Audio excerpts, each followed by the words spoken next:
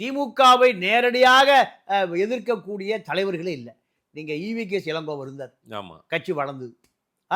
அதற்கு பிறகு நீங்க யார் வந்தாலும் திமுகவை அனுசரித்து போகக்கூடிய ஆட்களாகவே காங்கிரஸில் அந்த பதவிக்கு தகுதியானவர்களை, அதாவது மாநில தலைவரை போடும்போது காங்கிரஸ் தலைமை எங்க கேட்குறாங்க, திமுகவை கேட்குறாங்க.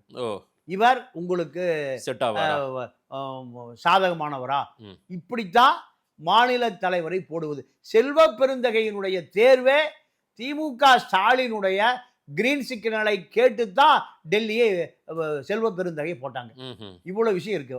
இப்போ கே.சி. வேணுகோபாலுக்கு செல்வ பெருந்தகை போடுவதில் 1% கூட விருப்பம் இல்லை. ஓகே. ஆனால் நீங்க கார்கே குடும்பத்துக்கு இவர் ரொம்ப நெருக்கமானவர். யாரு? செல்வ பெருந்தகை.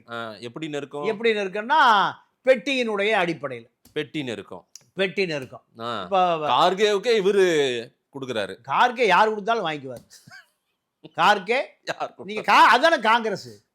காங்கிரஸ் கட்சியை பொறுத்த வரைக்கும் நீங்க காங்கிரஸ் அரசு, காங்கிரஸ் கவர்மெண்ட், கப்பல் துறை அமைச்சர் நம்ம வாசன், கப்பல் துறை அமைச்சர் நம்ம வாசன்.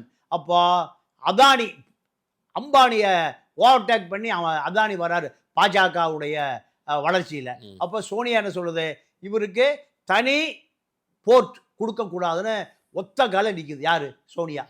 கப்பல் துறை அமைச்சர் யாரு? ஜி.கே. வாசன். 1000 ஏக்கர் துறைமுகம் ஒதுக்கப்பட்டு விட்டது. சோனியாவால் கூட தடுக்க முடியல காங்கிரஸ். சோனியாவால் கூட தடுக்க முடியல.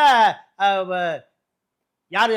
வாசன் என்ன சொல்லிட்டாரு, நீங்க சொன்னீங்கன்னு குலாம் நபி ஆசாத் என்கிட்ட சொன்னார், நான் ஒதுக்கிட்டேன். 1000 ஏக்கராவை தனி ஹார்பரை காங்கிரஸ் காலத்தில் காங்கிரஸை எதிர்க்கக்கூடிய பிஜேபியை சேர்ந்த அதானிக்கு, குஜராத்தில் அம்பானிக்கு எதிராக ஒரு துறைமுகம் ஒதுக்கப்பட்டது. அங்கதான் மூட்டை மூட்டையா ஹெராயின் மாட்டுப்படுது. அப்போ இதுதான் காங்கிரஸ் கட்சி. காங்கிரஸ் கட்சியில என்ன நடக்கிறதுன்னு நீங்க சோனியாவுக்கு தெரியாம நடக்கும். அப்படியா? ஆமா.